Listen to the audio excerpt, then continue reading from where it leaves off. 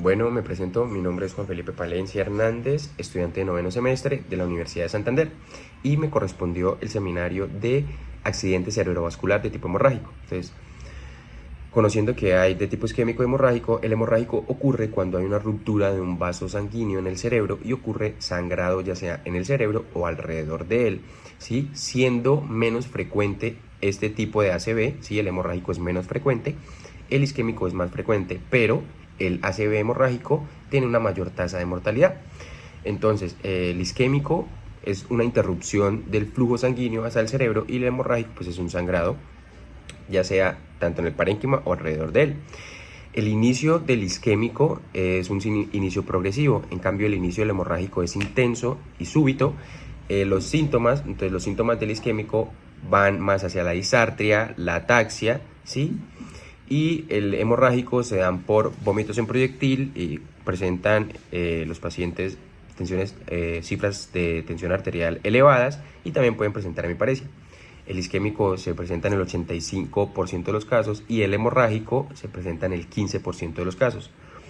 Entonces, conociendo esto, hay tipos de hemorragias, cuando una de ellas es la hemorragia subaracnoidea, que se da por ese sangrado entre el cerebro y el espacio subaracnoideo, ¿sí? Y los pacientes refieren que este se da por, el síntoma más característico se da por un dolor de cabeza, como el peor dolor de cabeza que hayan tenido, sumado a náuseas, vómito en proyectil, rigidez en cuello, problemas visuales y pérdida del conocimiento. Puede ser causado ya sea por traumatismos, por malformaciones arteriovenosas o por aneurismas. Entonces, estas hemorragias subaracnoideas se pueden clasificar, entonces depende de Junigel o depende de la clasificación de Fisher. Entonces, ¿cómo la va a clasificar Junigel? Entonces, ellos la clasifican para evaluar la gravedad clínica. Entonces, la clasifican en 5 grados. El primer grado, que es asintomático o una cefalea leve sin rigidez nucal. El segundo grado, que ya sería una cefalea moderada a severa con rigidez nucal, pero sin déficit neurológico. En cuanto al grado 3, es un paciente con somnolencia, con confusión o déficit neurológico leve. En cuanto al grado 4, entonces en el grado 4 vamos a encontrar lo que es estupor, hemiparesias, y el grado 5 pues ya sería el coma profundo y una postura de descerebración.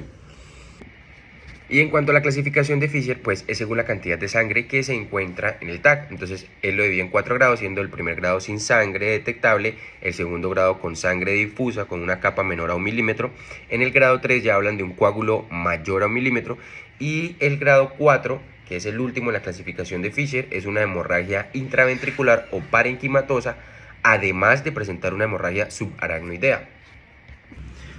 Bueno, y continuando con los ACV hemorrágicos, entonces también encontramos que las malformaciones arteriovenosas hacen parte de ellos. Entonces, las malformaciones arteriovenosas son conexiones anormales entre arterias y vasos, ¿sí? Sin la intervención de capilares. Entonces, estas malformaciones pueden romperse causando esta hemorragia, ¿sí?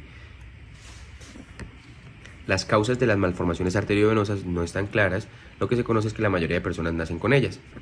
En cuanto a la clasificación de Spetzler y Martin, ellos evalúan el riesgo quirúrgico de las malformaciones arteriovenosas. Ellos lo dividen en 5 grados, siendo el primer grado entonces un tamaño pequeño en zona no elocuente sin drenaje venoso profundo. El grado 2 ya sigue siendo un tamaño pequeño pero en una zona elocuente o que presenta un drenaje venoso profundo.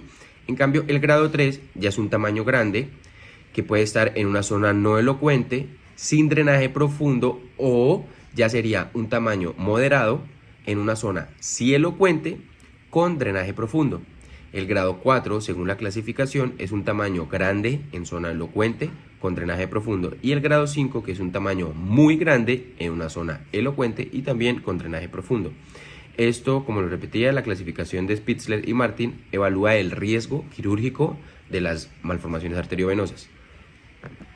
Bueno, hacen parte también de los accidentes cerebrovasculares los angiomas cavernosos, teniendo en cuenta que son diferentes los angiomas cavernosos a las malformaciones arteriovenosas. Entonces, los angiomas cavernosos son malformaciones vasculares que consisten en canales venosos dilatados y llenos de sangre. A diferencia de las malformaciones arteriovenosas, rara vez ellos causan hemorragia, pero pueden provocar síntomas como convulsiones o déficit neurológico focal. ¿Cuándo ocurre el angioma cavernoso? Entonces ocurre cuando los capilares se inflaman y forman una masa no cancerosa llamada angioma, y que es una masa no encapsulada y bien delimitada. Bueno, muchas gracias. Esto es lo que fue el ACV hemorrágico.